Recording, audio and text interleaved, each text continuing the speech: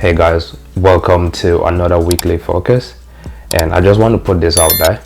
So if you've not been watching the weekly focus, if you've not joined us on this little journey, you probably want to do so, because if you go back say 8 weeks or 6 weeks, you can look at the focus we've been having, and the equity curve for us has been on a steady uptrend.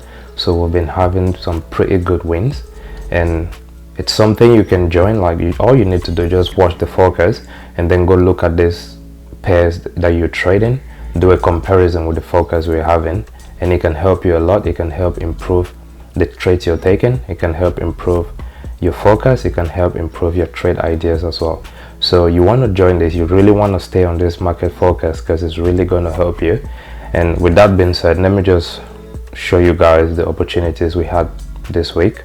So I'm going to do this. Alright, so I had 2 opportunities this week. The first one was on the S&P, so right here. So that was on July 15.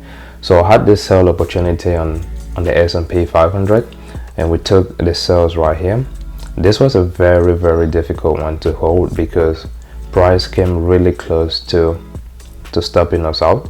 And on different accounts, because I have different accounts I'm working with, I had this S&P trade on 3 different accounts.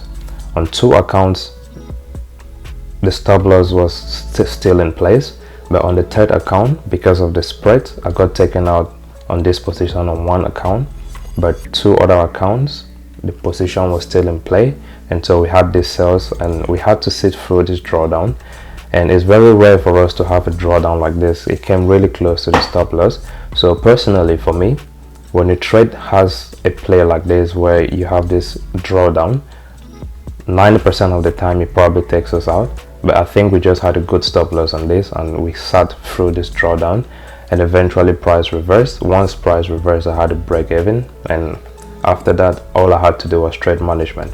Now I didn't manage this properly because once we had this, if you look right here, this was the target point, we had to pull back, and I closed this position say at about 1.1%, but I was supposed to hold this through say to the target point, and I didn't manage this correctly. But I had other members in the group who eventually had a better exit from here, so they made more compared to me, and again that's fine. Alright, so let's look at NAS100. With NAS100 I was looking for a buy, and this is a little bit conflicting to the analysis we had from last week, because when we had the analysis last week we was expecting a lot of pullbacks to come in on this indices, so NAS, S&P, US30 and stuff like that. But I had a buy position on this, and when I did the post analysis, I think I was wrong on this read on NAS100. And again, it just goes to show you, if you have a wrong read or you go against the analysis and stuff like that, or against the focus, when price is showing you clearly what it wants to do, and then the outcome is always like it's a loss. So I had a loss on NAS100, I had a win on the S&P 500, so everything just evened out, and I think I ended the week with like 0.1%, so it's not a lot. So it was just a break-even week for me. But I had other members in the community who had good trades, and they had say maybe +1 in terms of their P&L. Alright, so that's it for the stuff we had last week. Let's go straight into this week's focus. So as usual, the first thing we look at is the DXY. So I'm just going to zoom in on one time frame. Let's start with the daily time frame. So this is perfect because if you remember from last week, when we looked at the DXY, price was around this point right here, and we was expecting prices to say test 104. But for this test to happen on 104, we needed zero pullback. We was expecting like a pullback to this trend line, the daily trend line. Then we could see a test of 104, and this happened perfectly. So this pullback to the daily trend line gave us those good sells on the S&P, and also if we had those sells on NAS100 and say gold, it would have been a perfect play or a perfect week for us. So this pullback to the daily trend helped. So this buys on the daily trend help with those pullbacks that came in on the indices. So you had the S&P, NAS, gold, and every other pair just drop into the downside. So that was a good thing to look at. So once we had a test of 104, I want you to pay attention to what happened. So I'm going to zoom in on this like so.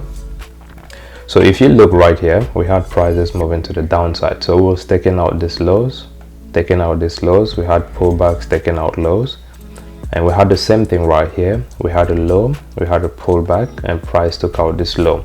So there's a couple of concepts, or there's a couple of things I was looking at this point. The first thing is we had a test of this psychological number of 104. So we had sellers coming in to test 104, and right after testing 104, we had buyers coming in to take prices again to the upside, and this was impulsive, so you didn't really have price hovering around this area. And if I zoom out like this, you can see what I'm talking about. So you look at an area like this, you had a test of this area, and then you had a test like multiple times, and you can see clearly sellers coming in, but right after that you always see buyers coming in impulsively. You have the same thing, sellers coming in to test the psychological number, a final test, and then you have price moving again to the upside. Now it's just the same thing that's happening right here, and I'm going to do this. So it's the same thing that's happening right here, and we're still on the daily time frame, but I'm going to zoom in again. So here, this is what I was looking at last week. Sellers came in, I was looking at the test, and the test came in eventually. So I considered this as a test of this psychological number right here. And right now we had this trend line, so we had prices moving to the downside. But when you look at it as of today, and the markets haven't closed, it's going to close in an hour or two. This candle tells you so there's a violation of this trend moving to the downside, and so buyers have eventually stepped in impulsively. So moving forward, coming into next week, what am I expecting? So the first question I'm asking myself is, where is price most likely going to go to, or where is price most likely going to gravitate towards? Now if you understand the way we use psychological numbers, if we move say from 104 and price couldn't make it, say price didn't stay below this point to move to the downside, then the most likely point, or the most likely number price is going to gravitate towards is 105. So coming into next week, I'm expecting buyers to push say to the upside to test 105. Now there's a high possibility, if these buyers step in impulsively, we could see prices testing 106. But before we test 106, we need to test 105. We see the reaction at 105, and we'll see if sellers are coming in at 105 as well. So, and if that's the case, and then we're expecting buyers to come in, say to test 105, I'll step down to lower time frames, say let's do the 8-hour time frame real quick and see what's happening on the 8-hour time frame. Now as you step to lower time frames, the picture becomes clearer. So you have sellers, you have pullbacks, you have sells, you have pullbacks, you had sells, you had pullbacks, you had sellers again, and right now we're having pullbacks. When you look at it logically, we might be taking out this area. And if we take out this area, then it becomes evident that price is going to get, say, some kind of pullbacks, and then you see prices moving again to the upside. And this is quite easy, so we just have to work with this. Alright guys, give me a second and let me get some water. Alright guys, so when we look at it from the 8-hour time frame, I'm still looking at the possibility for prices to test 105. Now we need to pay attention to what's happening right here. So we have prices right about this area. So two things might happen here. We could get sellers still stepping in at this point, so you could see sellers coming, say, aggressively, and you see prices come back to test an area like 104. It's very possible as well, but overall I'm going to tell you the DXY is headed to the upside. So even if we have sellers coming in, all these sellers coming in, I'm just going to look at it as a pullback, and I'm not going to look at it as an overall trend. So for me, we're probably having a shift in the trend, say from sellers, and then we're probably having buyers stepping in. So we're going to look at the 4-hour time frame to see if there's anything that makes sense again why we move to lower time frames. So remember, on the daily time frame, we had prices moving to the downside, You had now the daily candle taking out an area like this, and we're going through different time frames just to see and just to make sense of what is actually happening. So I'll clean this and then we'll step down to the 4-hour time frame. So on the 4-hour time frame now, this is the same thing with what's happening on the 8-hour time frame. We had pullbacks, we had sellers, we had pullbacks, we had sells, and we just have buyers stepping in. And again, if we can take out areas like this, then we could see prices pulling back, but eventually headed to 105. So just to pick back on what we said on the 8-hour time frame, it's very possible you see sellers stepping in at this point. And if sellers step in at this point, I'm going to consider this as a pullback. And it's also possible the pullbacks could come back to say 104.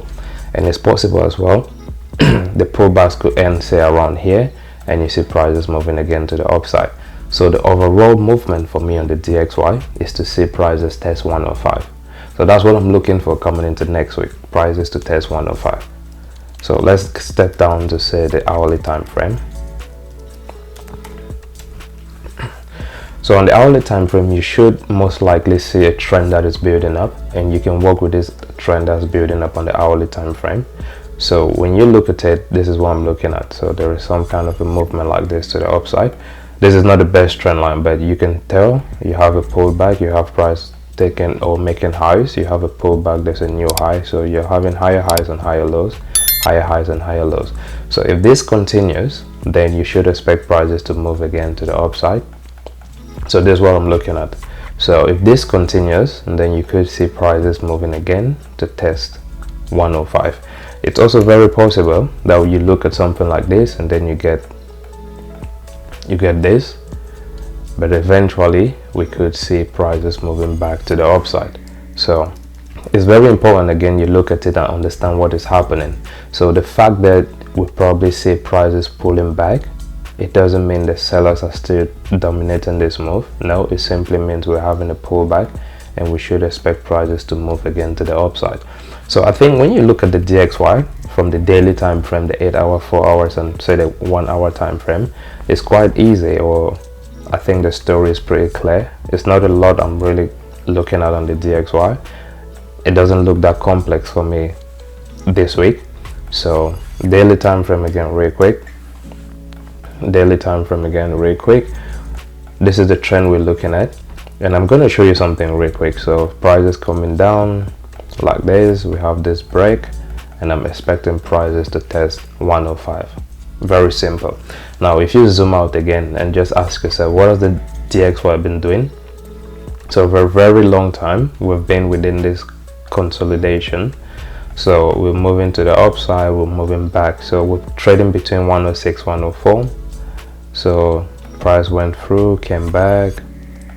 So let's say here price consolidated here, we went back to 106, came back to 104, went back to 106, came back to 104, and I'm expecting prices to test 105 and most likely test 106 again.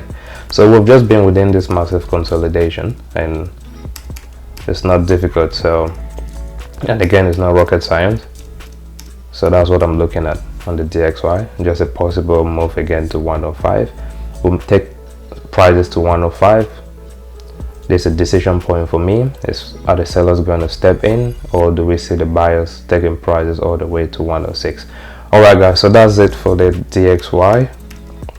That's it for the DXY. So we're expecting a move to the upside like this, and again, as I said, it's very possible for you to see prices testing 104, but I'm very confident with my analysis, and I think we should see prices moving to 105 and eventually 106. So let's look at other pairs. So let's look at the first one, US30. So with US30, this is I think it's quite easy because we had prices moving to the upside, so you can see higher highs and higher lows. I didn't trade US30 this week because I didn't have a setup, but I was expecting these prices to pull back, and I needed the setup to line up as well, and I didn't have the entry criteria I was looking at to take sales on US30. But when you look at US30 right now, we're still moving to the downside, and again, we're moving from 41,000, and the most likely area price could get to is 40,000 right here. So we've made this massive move to the downside. We've had a consolidation, we've had a move, there's a consolidation, we've had a move, and there's some sort of a consolidation. So if you just go off of this, you should see prices breaking, and then we'll get a test of 40,000. And again, when you look at the DXY, because the overall movement for me on the DXY is to see prices going to the upside, and then I'm going to be very biased on the indices, for example. So my bias on these indices is mostly for sales, and that's quite easy, because if the DXY has to move to the upside, then I'll stick with the sales coming in on this pairs. Again, you can throw, say, a trend line here. This is not the best trend line, but you can have something like this, and this is something I can work with as well. So if you have this trend line on US30 as well, and then it just helps you visualize what is actually happening. So we're still moving to the downside, and if we're still moving to the downside, then all we should look for is just selling opportunities. So on US30, as I said, price is moving to the downside, some consolidations, and these consolidations, these are just pullbacks, and you still have price making the low. There's a consolidation, the same thing, there's a consolidation right here. And if this wasn't Friday, and if it's not because I'm doing this market focus right now, I'll probably be taking these sales on US30, but because it's Friday, it might be a little bit difficult and tricky as well. But this is what I'm looking at on US30. The only way my bias on US30 is going to change is if we see buyers coming in like this. So if this trend gets violated and we see buyers stepping in, then I'm going to switch my buyers from sales, and then I'll start looking for buying opportunities as well. And it depends also on what is happening on the DXY. If this guy keeps moving to the upside, there's no reason for me to look for buying opportunities on US30. Alright, so let's look at NAS100. Same thing is happening on NAS100. Similar move. So we had prices moving to the upside. Eventually I took a buy on this, which got stopped out on this buys, and price moved to the downside. Now when you look at it, let me zoom in on this one, on this price action. When you look at NAS100, so we came through, say, 20,000, which is this psychological number right here, and price came back. We had a test of this psychological number. So when you look at this, the same thing we did on the DXY is the same thing we can do on NAS100. The simple question you can ask yourself is, if price didn't go through 20,000, where is price most likely going to test? And that should be the next psychological number, and that is 19,000. When you have this in mind, now you can look at price action, or the way price is moving, and this is very important. So you really do not have to complicate your analysis. So let's look at this on NAS100. So if we're just going off of price action, what's price telling us? You have a massive move to the downside, and you had a very massive consolidation, but then we had price moving again to the downside. We had a consolidation, or we had this pullback. You can look at it as a consolidation, you can look at it as a pullback. We had price moving again to the downside. You can look at this entire move as a consolidation, you can look at it as a pullback, and we've had price moving again to the downside.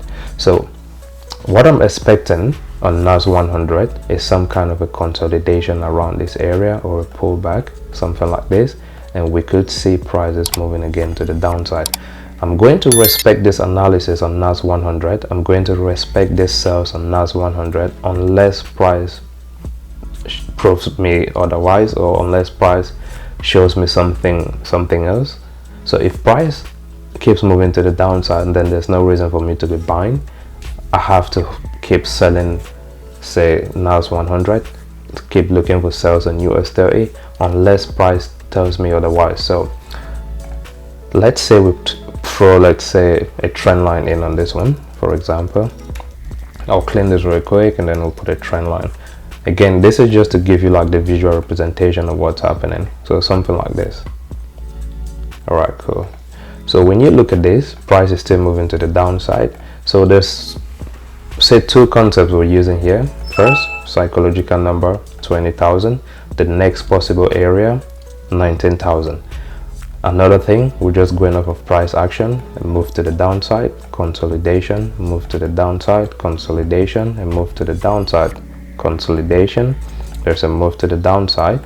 We should expect some kind of a consolidation, and we see prices moving again to the downside. Now you can see the trend line is being respected and stuff like that. That's again just for your visual representation.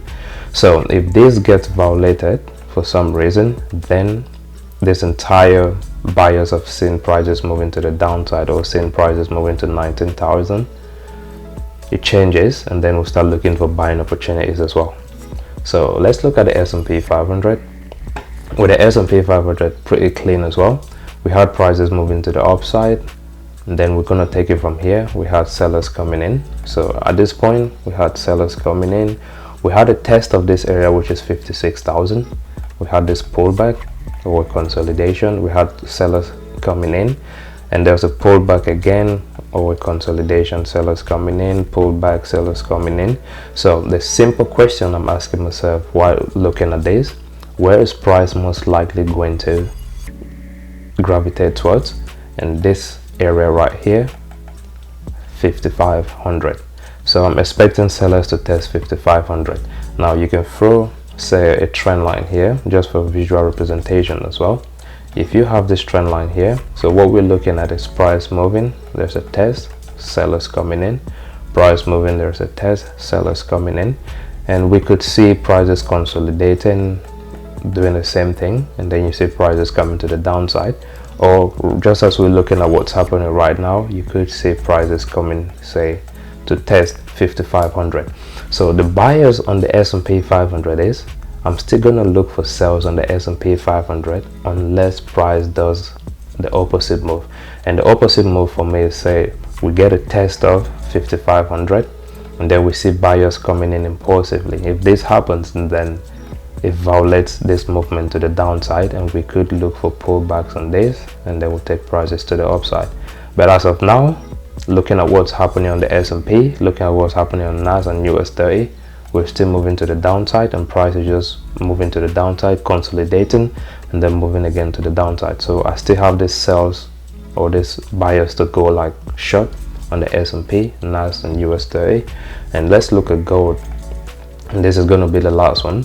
So with gold again, we had prices moving from this psychological number of what, 2,400, and we had prices headed to 2,500. We had buyers coming in, and then eventually the buyers couldn't make new highs, and we had sellers coming in. There's a pullback, and then we've had this drop on gold. So this is my take on gold right now. For us to get involved in gold, we need to ask ourselves simple questions. So if price is sitting right now on 2,400, we need to be very patient and cautious with this price action on gold. So I'm asking myself a simple question. Right now price is sitting on 2,400, so where is price most likely going to gravitate towards? If we stay on at this area of 2,400 and we cannot go, say if we cannot move to the upside on 2,400 and we see price breaking, which is what's happening right now, and I'll probably just zoom in on this price action right here. Probably zoom in, let's see. So when you look at what's happening on gold right now, we've had, say, price moving to the downside, and we've had this consolidation below this 2,400 psychological number. So if sellers keep holding prices at this point and it's difficult for buyers to take prices to the upside, then we could see something like this, a move to the downside, a pullback or some kind of consolidation, and then you see further moves again to the downside. So if the DXY, again, remember guys, if the DXY keeps maintaining this move to the upside, then this is a no-brainer. You should see prices tanking on gold as well. So another thing you can look at is, what if the buyers step in? So if the buyers step in on gold and we see prices moving above 2,400, we could expect a test of this psychological number, and then you see prices moving to the upside, consolidating, and then you see further moves again to the upside. And the most likely point we're gonna test if that happens is 2,500.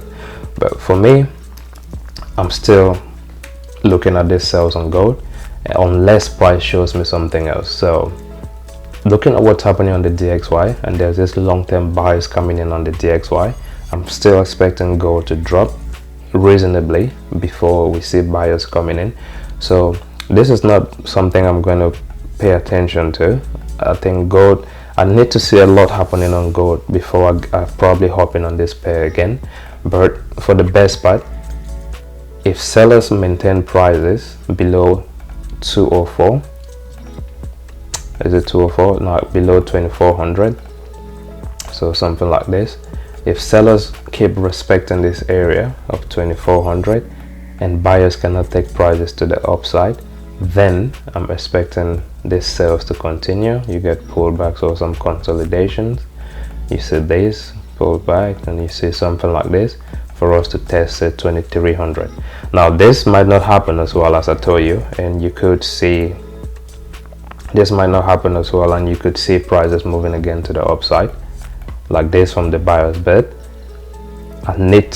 We need to keep this bias for sales on gold unless price does something else, unless the DXY really reverses and you see sellers coming in, then the buyers on gold might switch as well. So I'm still heavy on the sales on gold, and I'm still looking at, say, US30, still expecting the sales. NAS100, still expecting the sales, and the S&P, I'm still expecting the sales. At least let's see a test of 5500. We'll make a decision from this point if price wants to reverse to the upside or keep selling. NAS, the same thing. We could take sales again on this pair. And as I told you guys, it's just because today is Friday and it's quite difficult, and the time as well, it's quite difficult for me to take these positions. If this was, say, Monday or Tuesday, especially with what's happening on, say, US30. So just looking at this, if this was, say, on a normal day like Tuesday, Wednesday or Monday, I'll happily go in on this position and I'll be looking at an area like this. Let's say something like this. So at the time when we're analyzing US30, this is what we had. So we could probably get a 1:2, 1:3 at this point. So there's a 1:2.36 arrow. So something like this. Alright guys, so let's just hold on and see what happens on this pair. So let's hold on and see what happens on the DXY. If price maintains this move to the upside, then we'll be looking at possible sales again on those other pairs. And unless price tells us something otherwise on the DXY, we still have to maintain this sales on US30. Same thing with the sales on NAS100. Same thing with the sales on the S&P500. And as well, same thing with the sales on gold, unless price tells us something otherwise. Alright guys, that's it for this week's market focus. If you like this video, don't forget, hit that like and subscribe button. Use the comment section and tell me what pairs you like for us to look at if I don't analyze these pairs already. And if there's any pair you really have difficulties breaking down, use the comment section and tell me, and we'll probably look at those pairs during next week's market focus. And as usual guys, be patient, be consistent, and see you during the next one. Bye for now.